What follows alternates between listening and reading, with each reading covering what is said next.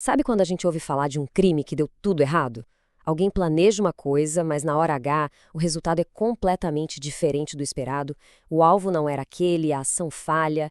Enfim, como é que a lei lida com essa bagunça, com essa diferença entre a intenção e a realidade? É exatamente nesse labirinto jurídico do erro no crime que a gente vai mergulhar hoje.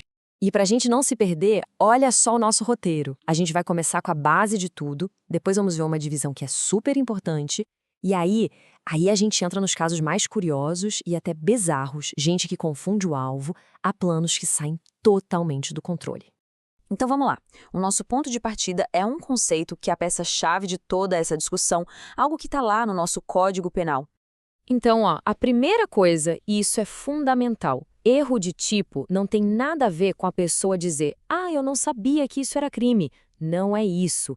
É sobre a pessoa ter uma visão distorcida da realidade. Pensa assim, alguém sai de uma festa e pega um guarda-chuva idêntico ao seu, achando que é o seu. A intenção não era furtar, mas a ação se encaixa no crime de furto. É dessa confusão sobre os fatos que a gente está falando. E é aqui que o caminho se divide em dois. A lei não vai tratar todos os erros da mesma forma, nem pensar.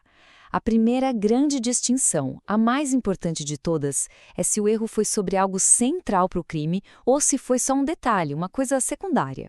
E, gente, a diferença na consequência disso é absurda. Um erro essencial, aquele que vai lá no coração do crime, pode até eliminar completamente a culpa. Mas o nosso foco hoje é no outro tipo, o erro acidental, aquele que mexe com os detalhes. E é aqui que a história fica boa de verdade. Bora então para o primeiro grupo de erros acidentais. São aqueles casos clássicos, sabe? Quando o alvo da ação criminosa simplesmente não era o alvo certo. Para começar, o mais fácil de entender, o erro sobre o objeto. Imagina a cena. Um ladrão invade uma casa para roubar um colar de diamantes, mas está tudo escuro, ele pega uma caixinha, sai correndo e, quando vai ver, levou uma bijuteria barata. E aí? A lei aqui é bem prática. Ele não vai responder pela tentativa de roubar o colar caro. Não. Ele responde pelo crime que de fato cometeu, o furto da bijuteria. A intenção de furtar continua lá, mas a pena vai ser com base no que ele realmente levou. Agora, a coisa complica. Vamos falar do erro sobre a pessoa. Um assassino de aluguel quer matar o João, mas na hora H ele se confunde e atira no Pedro, que não tinha nada a ver com a história. A lei aqui faz uma coisa muito curiosa. Ela cria uma espécie de ficção jurídica. Para julgar, é como se o criminoso tivesse acertado a pessoa certa, o João. Então, por exemplo, se o João era pai de quem contratou o crime, o que seria um agravante, essa agravante vai ser usada no julgamento, mesmo que quem morreu tenha sido Pedro. A lei foca totalmente na intenção original. Essa pergunta leva a gente para outro tipo de problema. Não estamos mais falando de confundir identidade.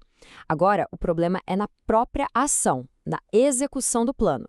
Vamos analisar agora justamente esses casos quando a mira falha ou quando o resultado sai completamente diferente do que foi planejado. Agora, atenção, porque a diferença é sutil, mas ela é fundamental. No caso anterior, o atirador confundiu a vítima. Aqui, no erro na execução, ele sabe exatamente quem é o alvo. O problema é que a pontaria dele é péssima. Ele mira no João, mas o tiro desvia e acerta a Maria, que estava passando ali do lado. A solução da lei é exatamente a mesma do caso anterior. Ele responde como se tivesse acertado o João. A confusão aqui não foi na cabeça, foi na mão. E se a coisa sai tão errada que o crime vira outro? Imagina só, alguém joga uma pedra para quebrar a janela de uma loja, um crime de dano. Só que a pedra desvia, acerta a cabeça de uma pessoa e causa uma lesão corporal. A intenção era uma, o resultado foi completamente diferente e bem mais grave. Aqui, a lei diz o seguinte: a pessoa responde pelo resultado real, a lesão, mas não com a intenção de machucar, que é o dolo. Ela responde por culpa, ou seja, por imprudência, por falta de cuidado. Tá, mas e se o erro não partiu de quem agiu? E se uma outra pessoa, de propósito, induziu ao erro? Bom, a lei também pensou nesse cenário. A regra aqui é bem clara e direta. Se uma terceira pessoa, de má fé, induz o agente a cometer o erro, por exemplo, apontando para a pessoa errada e dizendo, é aquele ali, vai lá, a responsabilidade penal cai toda nas costas de quem armou o circo, de quem causou o engano. E agora a gente chega na nossa última e talvez mais complexa categoria de erro. É quando o resultado que a pessoa queria acontece, só que de um jeito totalmente inesperado. É isso mesmo. Significa que o plano, no fim das contas, dá certo. O objetivo é atingido, mas o caminho entre a ação e o resultado final foi completamente diferente do que a pessoa imaginou. O roteiro mudou no meio do caminho. Olha, esse cenário é coisa de novela, de filme. O agente atira na vítima e tem certeza de que ela morreu. Aí, para esconder o corpo, ele joga no rio.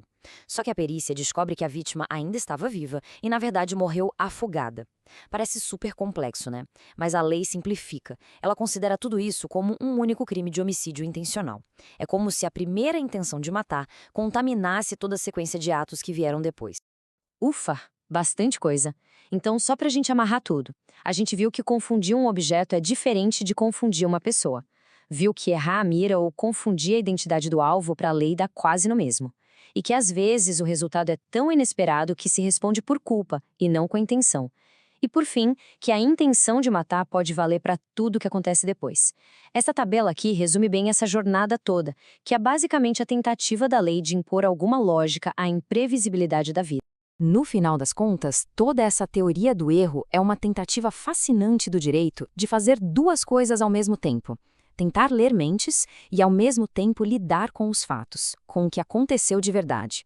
É um equilíbrio muito delicado entre o que se queria fazer e o que de fato aconteceu. E a pergunta que fica é, ao julgar uma ação, o que deveria pesar mais? A intenção por trás dela ou a sua consequência no mundo real?